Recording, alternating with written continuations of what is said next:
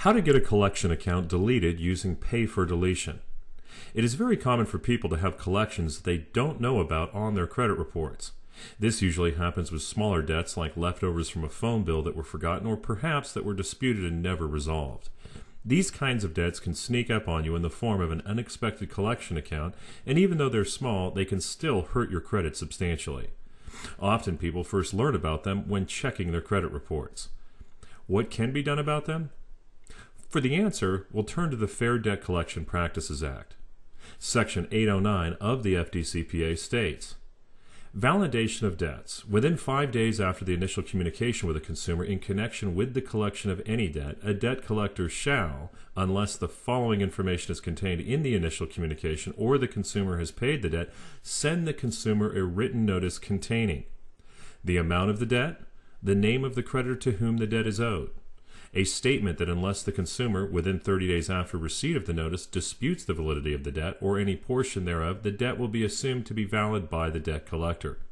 A statement that if the consumer notifies the debt collector in writing within the 30-day period that the debt or any portion thereof is disputed, the debt collector will obtain verification of the debt or a copy of a judgment against the consumer, and a copy of such verification or judgment will be mailed to the consumer by the debt collector. And a statement that, upon the consumer's written request within the 30-day period, the debt collector will provide the consumer with the name and address of the original creditor, if different from the current creditor. The first thing to understand here is that if the first time you hear about the collection is when it shows up in your credit report, there's a good chance that the collector has violated this law.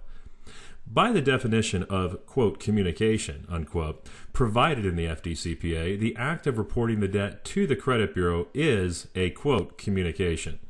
And even if that were the first and only communication that the debt collector made in conjunction with the debt, they should, according to the FDCPA, provide the information listed in Section 809 we spoke of earlier. You could use this possible violation of the law as leverage for the pay for deletion method. Pay for deletion is exactly what it sounds like. You pay the debt in exchange for deletion. This makes a lot of sense for small collection accounts that are hurting your credit but aren't enough money for the collector to justify fighting or suing over. Sometimes it is difficult to get collectors to agree to this, but if you tell them that you believe they have violated the law, they may be more eager to settle the matter and make you go away.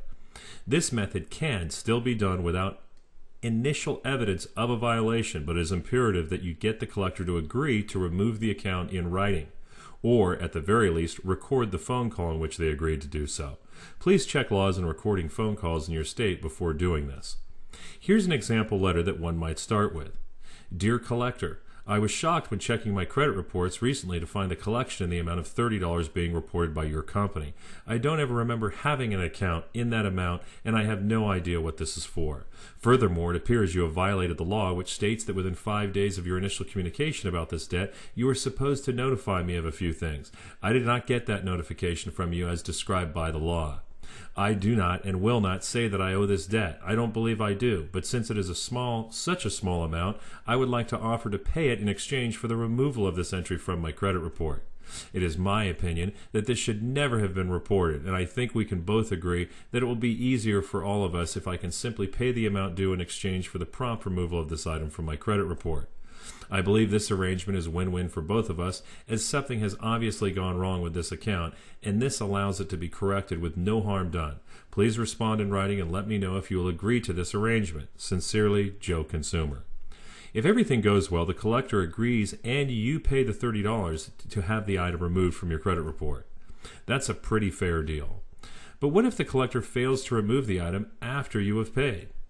For that, we have to go back to the Fair Debt Collection Practices Act, which states that, quote, the use of any false representation or deceptive means to collect or attempt to collect any debt or to obtain information concerning a consumer is a violation of the law.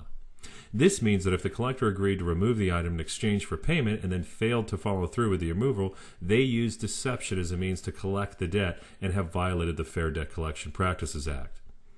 At this point, you simply turn up the heat. An escalated letter to the debt collector is a good place to start. This can be followed up by Better Business Bureau complaints and even State Attorney General and FTC complaints. You have every right at this point to follow up aggressively with the collector as they have violated the law. In this type of situation, a little persistence will usually pay off, and that will be the end of the matter. You may wonder why you'd want to pay a collector when it is for such a small amount. The reason is simple. It's easy and could be relatively inexpensive in the long run compared to alternatives. Note that you don't necessarily have to use this method first. You could start with debt validation and go that route if it fails. Whether you choose to start with it or not, it is certainly a useful tool to have in your credit repair tool belt. For more videos and to learn about the Credit Repair Intelligence System, visit our site at creditrepairpublishing.com.